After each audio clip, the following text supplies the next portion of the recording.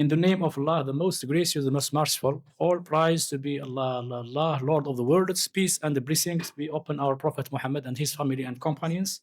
At the outset, I welcome the esteemed members of the committee, the supervising Professor Breber, the examining Professor Rabah, and the jurisprudential expert, Professor Musa Ismail, the head of the Scientific Council of the Grand Mosque of Algiers. I also welcome the attendees from the faculty and students of the college and appreciate their interest in such valuable and beneficial topics, especially comparative and interdisciplinary studies. I commend the student and the physician specializing in gynecology and also appreciate his proficiency in foreign languages, as this will be the first dissertation defended in English at the Faculty of Islamic Sciences, University of Algiers 1, Ben Youssef Ben Khadda. The floor was given first. The student was given the 10 minutes to summarize the work and explain the most important findings. In the name of Allah, the most compassionate, the most merciful, all praise is due to Allah, and peace and blessings be upon our Prophet Muhammad sallallahu alaihi wasallam, his family, and his companions. Honorable Chair of the Examination Committee, distinguished members of the committee, respected supervisor, and esteemed guests. Assalamu alaikum wa rahmatullahi wa barakatuh. It's a great honor to present my master's dissertation before you today. I would like to begin by expressing my sincere gratitude to my supervisor for his continuous guidance and valuable advice throughout this research. I also extend my sincere thanks to the members of the committee, the chair, and the expert and the examiner for accepting to examine this dissertation and for their valuable time and comments. Today, I will briefly present the main idea of my research, the methodology that I adopted, and the principal conclusions I reached. My research examines a contemporary juristic issue that has become increasingly common because of the widespread use of oral contraceptive pills. During the pill-free interval, many women experience uterine bleeding. From a medical perspective, this bleeding is called withdrawal bleeding, not natural menstruation. However, for a juristic perspective, this distinction is extremely important because many Islamic rulings depend on whether this blood is legally considered menstruation. This led to the central question of my research: should withdrawal bleeding be legally classified as menstruation in Islamic law? This question is not merely theoretical. Its answer affects prior, fasting, marital relations, divorce, waiting periods, al-iddah, and many other legal rulings. To answer this question, I first had to understand the medical reality of natural menstruation. The first stage of my research was devoted to understanding the medical reality. This follows a well-established juristic principle. A legal ruling depends upon a correct understanding of the reality to which it applies. Modern medicine shows that natural menstruation is not simply the discharge of blood. Rather, it's a complete physiological process. It begins with the hormonal regulation in the brain. This regulates ovarian activity. Ovulation then occurs. The endometrium develops normally. Finally, if pregnancy does not occur, the mature endometrium is naturally shed. Therefore, menstruation is the final stage of an integrated biological process rather than an isolated bleeding event. After establishing this medical picture, I turned to the second type of bleeding. Medical reality of withdrawal bleeding follows a completely different biological mechanism. Oral contraceptive pills suppress ovulation. Because ovulation does not occur, the endometrium never reaches its normal physiological development. When the hormonal medication is stopped for several days, hormonal levels suddenly decrease.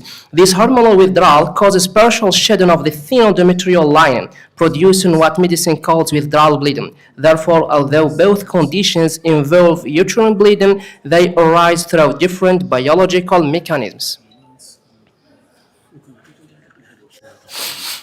Similar appearance, different reality. After examining both biological processes, it became clear that the two types of bleeding share only one obvious feature. Both involve uterine bleeding. But there is a different physiological mechanism. Natural menstruation results from the normal menstrual cycle. Withdrawal bleeding results from the sudden withdrawal of synthetic hormones, no complete hormonal cycle.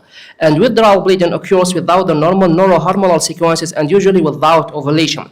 Artificial timing, its onset, duration, and frequency are determined by the medication regimen rather than by the body's natural rhythm.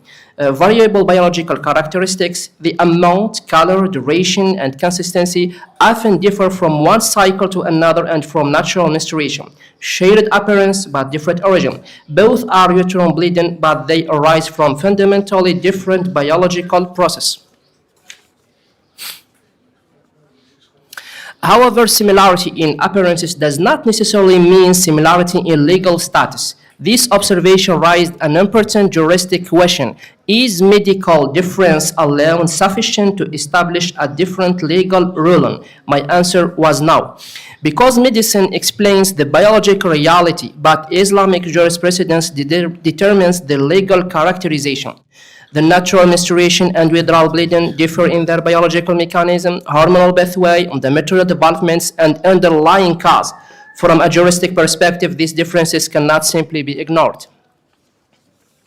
Therefore, medicine serves this research by accurately describing the medical phenomenon.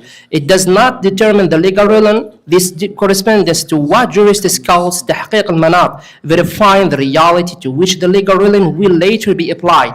At this point, this research reached its turning point. Medicine had explained the phenomenon. Now the real juristic question began. What is the legal reality of menstruation itself?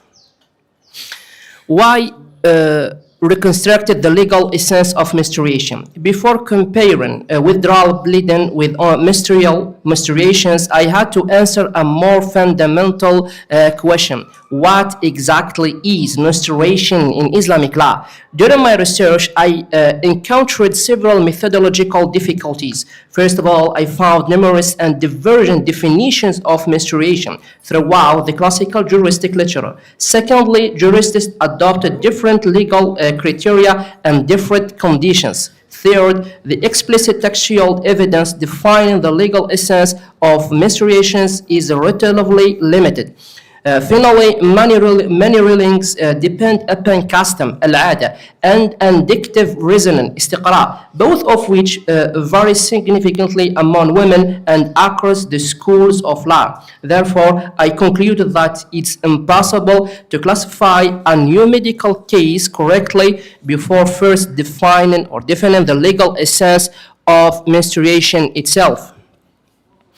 One of the major challenges in the jurisprudence of menstruation is the concept of a woman's habitual menstruation pattern, العادة. Since menstrual habits differ significantly from one woman to another and may even change over time in the same woman, it's difficult to establish fixed legal limits that are universally applicable.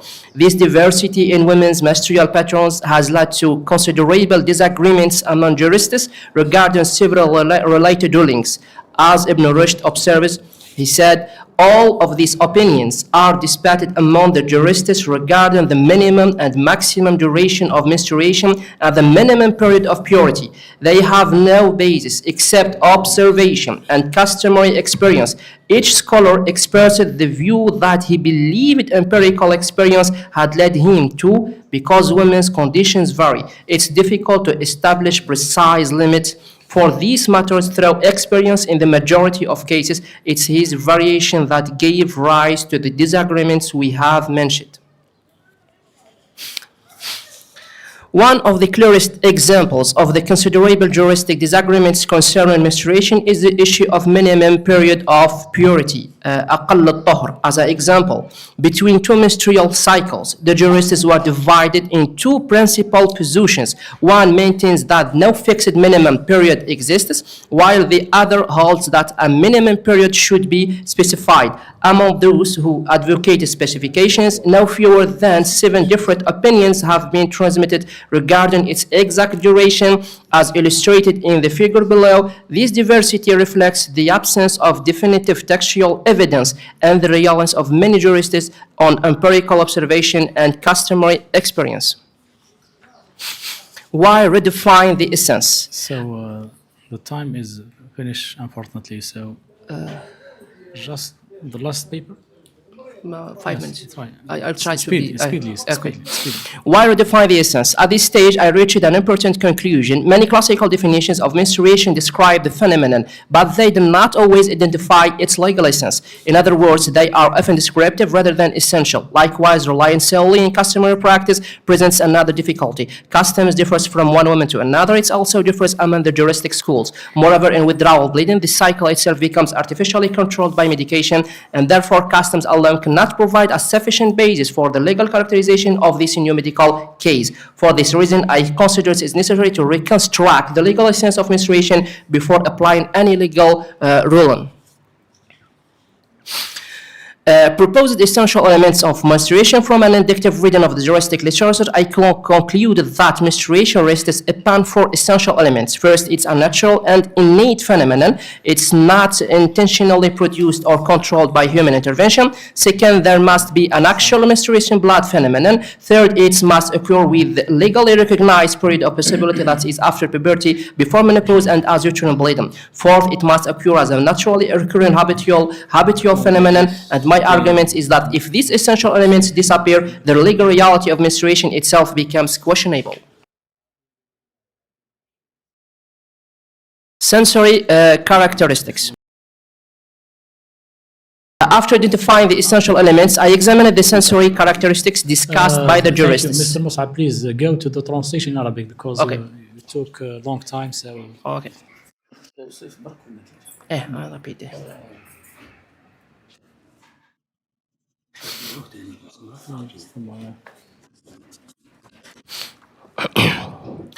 بسم الله الرحمن الرحيم. الحمد لله والصلاة والسلام على رسول الله. إن موضوع هذا البحث يتناول نازلة فقهية معاصرة، وهي الدم النازل بعد التوقف الدوري عن تناول حبوب من الحمل، وهو الدم الذي ينزل في الأيام التي تتوقف فيها المرأة عن تناول الأقراص الهرمونية. وقد اخترت هذا الموضوع لسببين رئيسيين: أولهما كثرة وقوع هذه النازلة في الواقع الطبي، سواء عند استعمال موانع الحمل أو في بعض الاستعمالات العلاجية، وثانيهما أن النساء يعاملنه غالبا معاملة دم الحيض، في حين أن الطب الحديث لا يصنفه حيضا، وإنما يسميه نزيفا انسحابيا دوائيا. فظهرت هنا إشكالية التكييف الفقهي، إذ كيف يمكن تكييف هذا الدم مع اختلاف الوصف الطبي. وكان المنطلق المنهجي في هذا البحث أنه كلما اتسعت آثار التكييف الفقهي ازدادت الحاجة إلى مزيد من التثبت في تحقيق المناط، لأن الحكم هنا لا يترتب عليه مجرد وصف فقهي، وإنما ينبني عليه سقوط الصلاة والصيام وأحكام العدة والطلاق والوطء وغيرها من الأحكام التي جعلها الشارع مرتبطة بالحيض. كما أنني لم أقف في حدود اطلاعي على دراسة مستقلة تناولت هذه النازلة من خلال الجمع بين التصور الطبي والتحليل الأصولي، وإنما انصرفت أغلب الدراسات إلى أحكام التبقيع أو اضطراب الدورة الشهرية، ولذلك رأيت أن هذه النازلة تستحق دراسة مستقلة. ولهذا بدأت أولا بالتصور الطبي، لأن الحكم على الشيء فرع عن تصوره، وهذا في الحقيقة منهج قرآني ونبوي. فالقرآن الكريم قدم وصف المحيض قبل بيان حكمه، فقال تعالى: ويسألونك عن المحيض قل هو أذى فاعتزلوا النساء في المحيض. كما أن النبي صلى الله عليه وسلم قال لفاطمة بنت حبيش: إنما ذلك عرق، فبدأ بتشخيص طبي نبوي يبين حقيقة الدم قبل بيان حكمه. وأحب أن أنبه هنا إلى نقطة منهجية مهمة، وهي أن الطب في هذا البحث لم يستعمل في إنشاء الحكم الشرعي، وإنما استعمل في تحرير الوصف الواقعي للنازلة، وهو ما يسميه الأصوليون بتحقيق المناط. فالطب هنا خادم للفقه في بيان الواقع، لا حاكم عليه في تقرير الحكم. أما من الناحية الطبية فالحيض طبيعي وليس مجرد خروج دم، وإنما هو نهاية دورة فيزيولوجية متكاملة، إذ تبدأ الدورة بتنشيط المبيض وحدوث الإباضة وتشكل بطانة الرحم تدريجيا، حيث تصبح سميكة وغنية بالأوعية الدموية والسوائل والعناصر الغذائية استعدادا لاستقبال الحمل. فإذا لم يحدث الإخصاب انسلخت هذه البطانة السميكة انسلاخا كاملا ومنتظما فنزل دم الحيض. أما في حالة التوقف الدوري عن تناول حبوب منع الحمل فإن الصورة تختلف من أصلها، لأن هذه الحبوب تمنع الإباضة ابتداء، كما تمنع بطانة الرحم من الوصول إلى سماكتها الطبيعية، فتبقى بطانة رقيقة وضعيفة لا تتكون فيها البنية التي يقوم عليها دم الحيض أصلا. وعند التوقف المؤقت عن تناول الأقراص يرتفع عنها الدعم الهرموني، فتتعرض هذه البطانة الرقيقة لتشقق وانسلاخ جزئي محدود فوضوي، فينزل نزيف دوائي خفيف. غير منتظم في خصائصه ومتفاوت في كميته ولونه ومدته، ولا يمثل ذلك الانسلاخ الفيزيولوجي المتكامل الذي يميز دم الحيض الطبيعي. ولذلك فإن التشابه بين الدمين يقتصر على مجرد خروج الدم، أما الآلية والبنية والخصائص البيولوجية بينهما فيها اختلاف جوهري. وبعد هذا التصور الطبي تبين لي أن هذا الاختلاف وحده لا يكفي للحكم الشرعي، لأن التكييف الفقهي لا يبنى على التصور الطبي وحده، وإنما على مقارنته بحقيقة الحيض في الفقه الإسلامي. وهنا واجهت السؤال الرئيسي في البحث: ما الحيض الذي سأقارن به هذا الدم؟ وعند الرجوع إلى كتب الفقه وجدت اختلافا كبيرا في التعريفات وفي الشروط وفي الأركان، مع قلة النصوص المؤسسة لهذه الجزئيات وقلة الإجماعات، وفي المقادير الزمنية، بل إن كثيرا منها مبني على العادة والاستقراء مع اختلاف واسع للنساء فيها. وهنا أذكر قول ابن رشد: وهذه الأقاويل كلها مختلف فيها عند الفقهاء في أقل الحيض وأكثره وأقل الطهر، ولا مستند لها إلا التجربة والعادة، وكل إنما قال من ذلك ما ظن أن التجربة أوقفته على ذلك، ولاختلاف ذلك في النساء عصر أن يعرف بالتجربة حدود هذه الأشياء في أكثر النساء، ووقع في ذلك هذا الاختلاف الذي ذكرنا. ولهذا رأيت تعذر ضبط الحيض بوصف واحد مفرد، فاقتضى النظر إليه بوصفه مفهوما مركبا، فلا يستقيم تنزيل الحكم حتى يتحرر محل الحكم نفسه. ولذلك كان تحرير الماهية سابقا على تحقيق المناط، وتحقيق المناط سابقا على تنزيل الحكم. كما ظهر لي أن التعريفات الفقهية المتداولة في غالبها تعريفات كاشفة لا مؤسسة، فهي تصف الظاهرة كما فهمها الفقهاء، لكنها لا تضبط دائما العناصر الجوهرية التي يدور معها الحكم وجودا وعدما، ولا تكشف علته على وجه يمكن الاعتماد عليه عند تنزيل النوازل المستجدة. وقد يبدو هذا المسلك في بداية الأمر نوعا من التعقيد المنهجي، لكنه في الحقيقة ليس تعقيدا مقصودا، وإنما فرضته طبيعة هذه النازلة، لأنها نازلة مركبة يتداخل فيها المعطى الطبي مع التكييف الفقهي، ولا يمكن معالجتها بمجرد الإلحاق المباشر. ومن خلال الاستقراء انتهيت إلى أن الحيض يقوم على عناصر جوهرية، أهمها أنه ظاهرة جبلية فطرية غير اختيارية ومتكررة على سبيل الاعتياد، وتقع في زمن الإمكان بين البلوغ واليأس. أما اللون والرائحة والكثافة والكمية فهي أمارات حسية وكواشف ظنية تختلف باختلاف النساء، بل قد تختلف عند المرأة نفسها. وأؤكد هنا أن هذه العناصر ليست إنشاء لحقيقة جديدة، وإنما هي مستفادة من مجموع النصوص ومن تطبيقات الفقهاء، إذ ليس كل ما لم يصرح به المتقدمون يكون معدوما، بل قد يكون مضمنا في فروعهم، ودور الباحث هو الكشف عن هذه البنية الكلية. وعند إسقاط هذه الماهية على دم التوقف الدوري ظهر أنه لا يحقق العناصر الجوهرية للحيض، كما لا يندرج اندراجا مستقيما تحت مفهوم الاستحاضة، لأنه ليس دم علة ولا دما زائدا على الحيض، وإنما نزف رحمي مستحدث سببه تدخل دوائي خارجي. ومن هنا انتهيت إلى أن الحيض لا يثبت بمجرد الاشتراك في بعض الأوصاف الظاهرة، وإنما باعتبار تحقق الحقيقة المركبة. فالعبرة في التكييف بالأوصاف المؤثرة لا بالأوصاف الصورية، ولا ينهض الشبه الجزئي كدليل على الإلحاق مع تخلف الوصف الجوهري الذي تدور عليه حقيقة الحيض.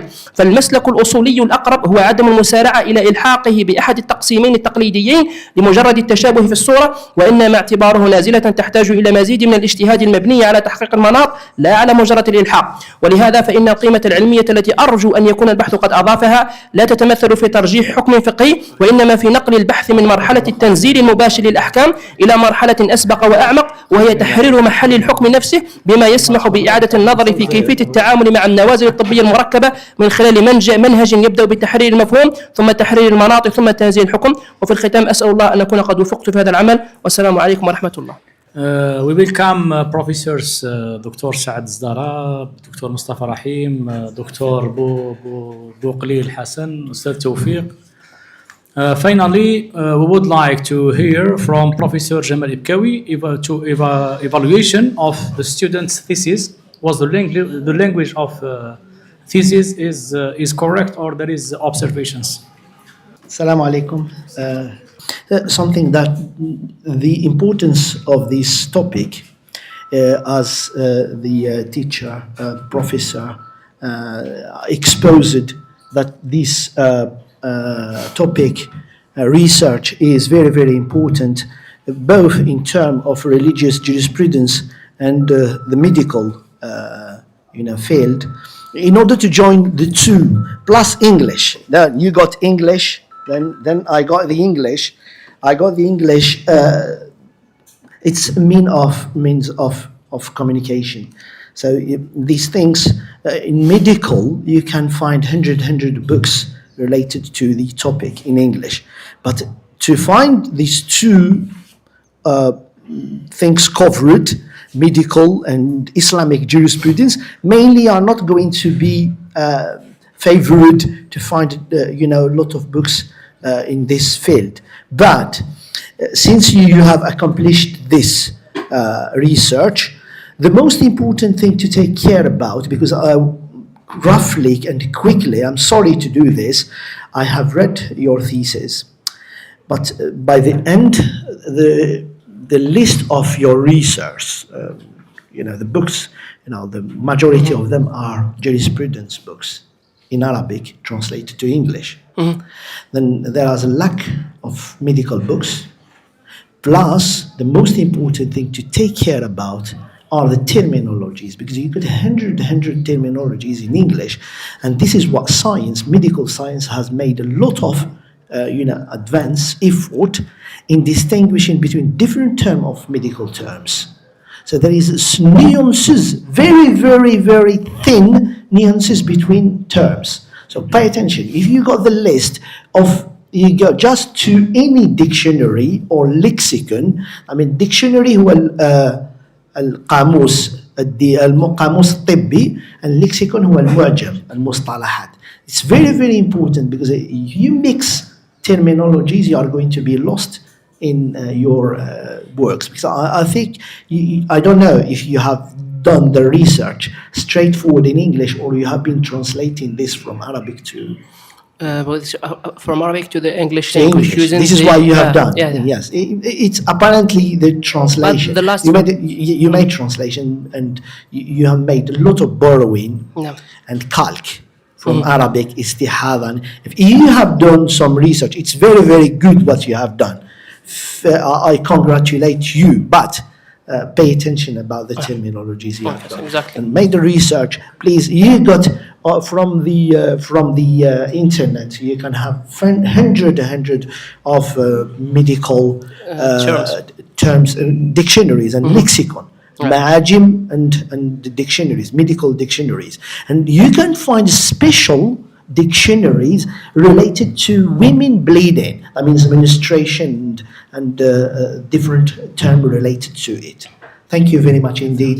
Sorry I wasn't here, but I would like to be here to be witness of the first English thesis presentation by students in our faculty. Thank you very much indeed. نعتذر منكم بعض الدقائق للمداولة، ونعود إليكم. سنروح القاعة المقابلة معلش.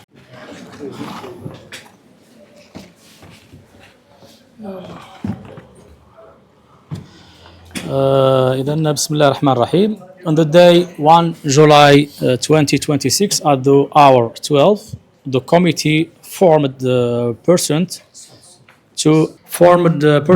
to resolution number 49 dated 24/6/2026. It consists of the esteemed professors, Professor Dr. عيسى معيزة President, Dr. Briber Abdelnour Supervisor, Dr.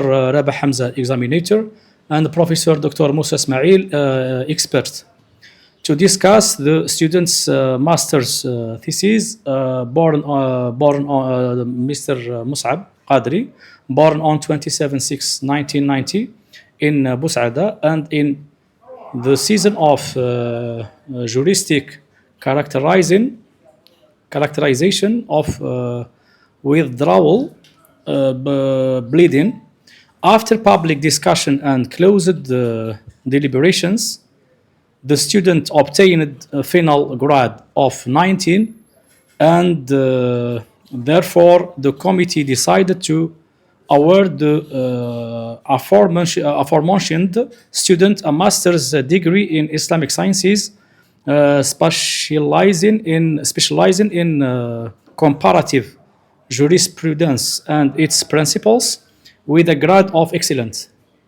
Thank you very much.